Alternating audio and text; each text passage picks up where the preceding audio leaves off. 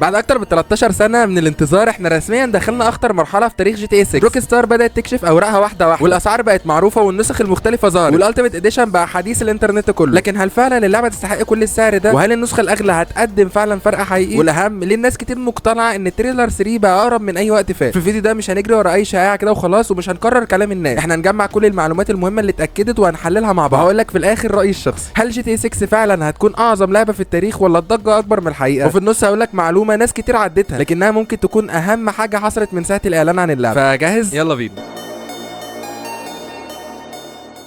خلونا نبتدي باهم حاجه حصلت في الفتره الاخيره، ان لو انت كنت فاكر ان روك ستار هتنزل جي تي اي 6 كده وخلاص فانت غلطان، لان اللي بيحصل دلوقتي هو بدايه اكبر حمله تسويقيه في تاريخ اللعبه. ليه بقول كده؟ لان بمجرد ما باب البري اوردر اتفتح الدنيا اتقلبت حرفيا، الناس كلها بدات تسال بقى اشتري دلوقتي ولا استنى، وايه الفرق بين النسختين، وهل في مميزات لو طلبت بدري. وده معناه ان روك ستار دخلت رسميا للمرحله الاخيره قبل الاطلاق. لكن في حاجه ناس كتير ما خدتش بالها منها، ان روك ستار شركه ذكيه جدا في التسويق، هي عمرها ما بتنزل كل حاجه مره واحده، هي كل فتره بتنزل معلومه صغيره وبعدها مثلا بشويه بتنزل اعلان وبعدها مثلا صوره جديده وبعدين تريلر جيم بلاي وهكذا. يعني هي بتفضل محافظه على الحماس لحد يوم الاصدار، وده تقريبا نفس اللي حصل مع جي تي اي في وريد ديد ريديمشن 2. وعشان كده مجرد فتح البري اوردر بالنسبه لي هو مش مجرد انك تشتري اللعبه، لا، دي رساله واضحه من روك ستار انها بدات تحرك الحمله التسويقيه بكل قوتها، وده معناه ان الفتره الجايه غالبا هنشوف اخبار اكتر وصور جديده وتفاصيل اكتر عن الشخصيات، ويمكن كمان تريلر 3 اللي ملايين اللاعبين مستنيين. لكن قبل ما نتكلم عن التريلر خلينا نروح للحاجه اللي عملت جدل اكبر على الانترنت.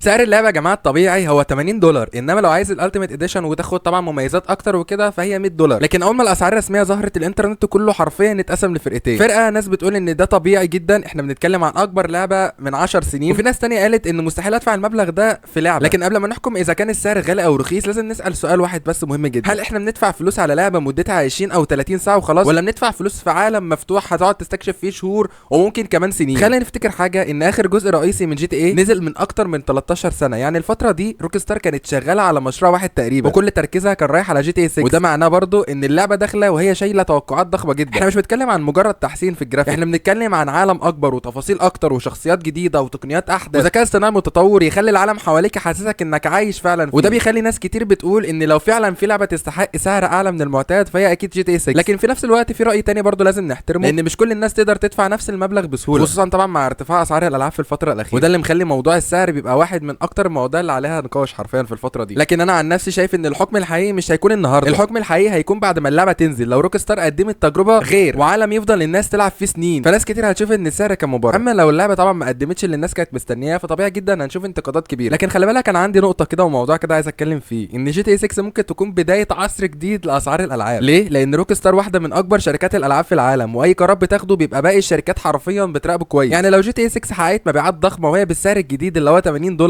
او حتى $100، شركات تانية ممكن تقول طالما الناس اشترت جي تي اي 6 بالسعر ده طب ليه كمان انا ما اعملش نفس اللي روك ستار عملته واكسب اكتر، وساعتها ممكن نشوف العاب كتيره في المستقبل بتنزل بنفس السعر او حتى اعلى. وده مش كلام من فراغ، احنا شفنا قبل كده العاب كانت $60 وبعدها بقت $70، ومع الوقت معظم الشركات الكبيره بدات تمشي على نفس الخطوه. فالسؤال دلوقتي هل جي تي اي 6 هتكون اللعبه اللي هترفع سقف الاسعار؟ ممكن، لكن محدش يقدر ياكد دلوقتي. انا حاسس ان انا اتكلمت كتير قوي في جزئيه السعر ده، بس انا كنت حابب اشرح لكم وجهه نظري.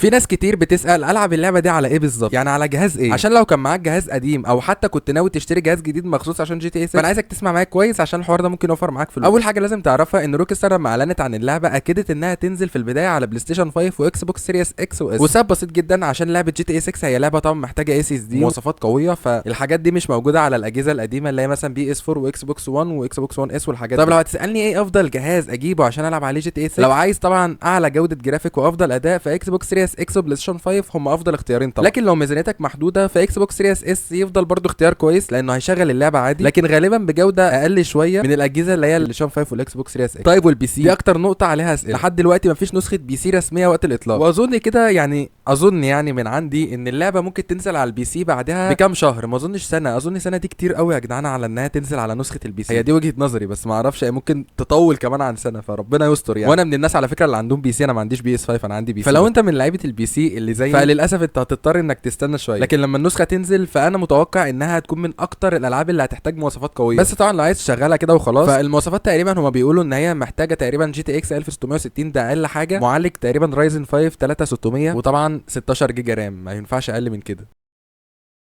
امتى تريلر 3 هينزل؟ بصراحه لحد لحظه تسجيل الفيديو مفيش اي اعلان رسمي من روك ستار عن موعد تريلر 3، لكن لو بصينا على طريقه روك ستار في التسويق هنلاحظ حاجه مهمه جدا. روك ستار عمرها ما بتحرق كل اوراقها مره واحده. زي ما قلت لك في الاول، هي بتحب مثلا تنزل جيم بلاي صغير مثلا، وبعدها تستنى شويه مثلا تنزل شويه صور، وبعدين مثلا خبر صغير، وفجاه من غير اي مقدمات تلاقي تريلر جديد نازل وكسر الانترنت. وده اللي حصل مع العاب كتير قبل كده، وعشان كده توقعي الشخصي ان تريلر 3 بقى قريب جدا، خصوصا اننا دخلنا مرحله الاسعار والنسخ المختلفه والبري اوردر زي ما قلت لك، ودي ساعات كتير بتكون اشاره ان الحمله التسويقيه بدات تدخل في مرحلتها الاقوى. طيب لو تريلر 3 نزل فعلا، ايه اللي ممكن نشوفه فيه؟ انا متوقع ان روك ستار هتبدا اخيرا تكشف عن حاجات الناس كتير مستنياها من اول يوم. اول حاجه مثلا القصه، احنا عارفين الشخصيتين الرئيسيين، لكن لسه لغايه دلوقتي ما نعرفش ايه اللي هيحصل بينهم وايه اللي هيخلي رحلتهم تبدا اصلا. واتوقع ان التريلر هيورينا جزء اكبر من الاحداث، لكن من غير ما يحرق مفاجات اللعبه. تاني حاجه الجيم بلاي، ودي من اكتر الحاجات اللي الناس كلها مستنياها. ازاي هيكون مثلا اطلاق النار، وازاي السوقه مثلا هتتغير، وازاي الشرطه مثلا هتطردك، وهل الام بي سيز مثلا بقوا اذكى؟ ممكن التريلر يجاوب على جزء من الاسئله دي حتى لو بشكل سريع. تالت حاجه وهي الخريطه، انا متوقع اننا هنشوف مناطق جديده طبعا، مش بس المدينه الرئيسيه، لا ده كمان ممكن نشوف شواطئ وطرق سريعه ومناطق ريفيه، وعلشان روك ستار تورينا قد ايه العالم بقى ضخم ومتنوع. ورابع حاجه طبعا التفاصيل اللي روك ستار بتحب تخبيها، بالذات لو انت من الناس اللي بتحب تحلل التريلرات، فانا متاكد ان التريلر 3 هيكون مليان اسرار. ممكن كمان نشوف عربيات جديده تعدي في الخلفيه، او سلاح جديد، او شخصيه مثلا تظهر لثانيتين وبعدها الانترنت يقعد يتكلم عنه ويحلل ده مين مثلا. وده اللي بيميز روك ستار، كل تريلر عندهم بيتشاف مره لكن بيتحلل 100 مره. واخيرا انا مش هستبعد ان اخر 5 ثواني في التريلر 3 مثلا ممكن يكونوا اكبر مفاجاه. ممكن روك ستار مثلا تكشف عن لقطات جيم بلاي حقيقيه، او تعلن مثلا عن مفاجات مرتبطه بطور الاونلاين. لكن افتكروا حاجه مهمه، ان كل اللي انا قلته دي توقعات شخصيه مبنيه على اسلوب روك ستار في التسويق، مش معلومات رسميه. الحاجه اللي انا واثق منها ان المفروض ان تريلر 3 يا جماعه يبهرنا بكل حاجه حرفيا في اللعبه.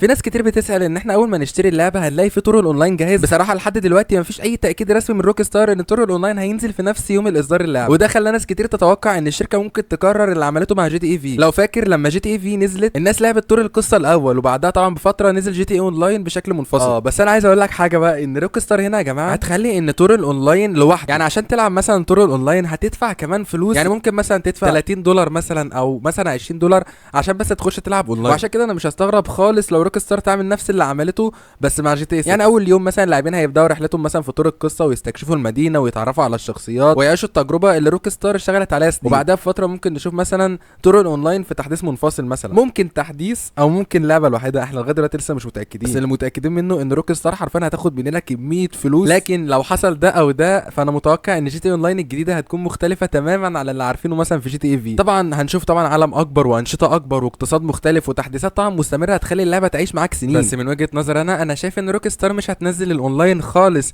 في الوقت ده، يعني انا شايف انها تستنى شويه كمان على ما تنزل الاونلاين. زي ما قلت لك هتنزله بفلوس، يعني مفيش حاجه ببلاش في اللعبه دي، خلي بالك.